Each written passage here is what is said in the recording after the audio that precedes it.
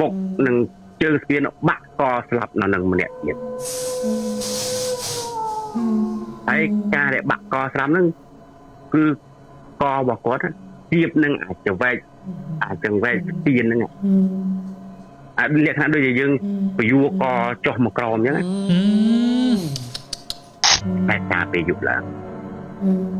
យីខ្ញុំ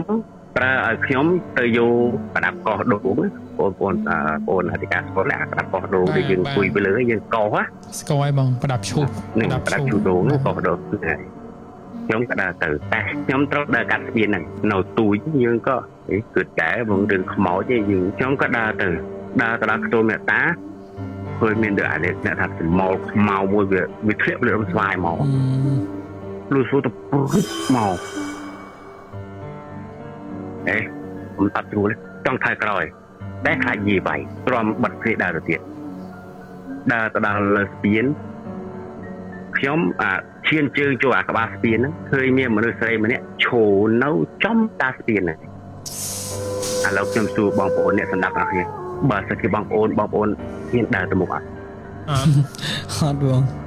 ទៅក្រោយវិញតែខ្ញុំរត់បំលុះរត់បំឲ្យវាផុតព្រោះថារូបភាពដែលយើងឃើញយើងដឹងច្បាស់ក្នុងចិត្តថាវាមិនមែនជាមនុស្សអញ្ចឹងក៏យើងបិទភ្នែករត់រហូតដល់ផ្ទះអ៊ំបានយកដែកជើឈូកោះដូងឈើកោះដូងណាដើរកាន់មកអត់ហ៊ានមកទេលើនេះអត់ហ៊ានមកទេអត់ជូនមកអ្នកដែលជូនមកក៏មិនហ៊ានអ្នកដែលត្រូវមកក៏មិនហ៊ានហើយយើងធ្វើវិធីម៉េចដេកផ្ទះអ៊ំខ្ញុំដេកអ៊ំរហូតដល់ទៅព្រឹកបានហ៊ានដើរមកយើងក៏ស្ពួននាំអីយើងក៏តាមដំណើរដើមតូទៅយីវាក៏វាទៅអីទៅ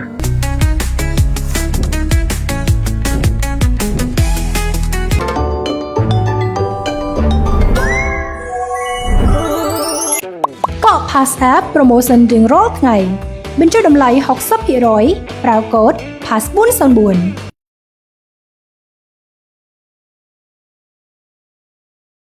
និយាយគាត់ក៏យល់តាមហេតុផលភាសារបស់ក្មេងទៅរហូតរំលងដល់មួយអាទិត្យហ្នឹងគឺការដែលលងបន្លាយហ្នឹងគឺវាមានអ្នកភូមិក៏អ្នកខ្លះក៏ជួបអ្នកខ្លះក៏ត្រូវបានខ្មោចហ្នឹងលងបន្លាយអីចឹងទៅរីកមករហូតដល់រយៈពេលប្រហែលជាមួយអាទិត្យ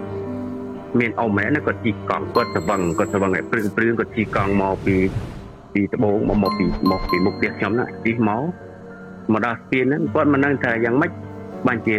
កង់នឹងវារេធ្លាក់ស្ពានហ្នឹងបុកនឹងជើងស្ពានបាក់កស្លាប់នៅនឹងម្នាក់ទៀតហើយការដែលបាក់កស្លាប់ហ្នឹងគឺករបស់គាត់ទៀបនឹងអាចវែកស្ពានហ្នឹងលក្ខណៈដូចជាយើងពយួរកចុះមកក្រោមអញ្ចឹង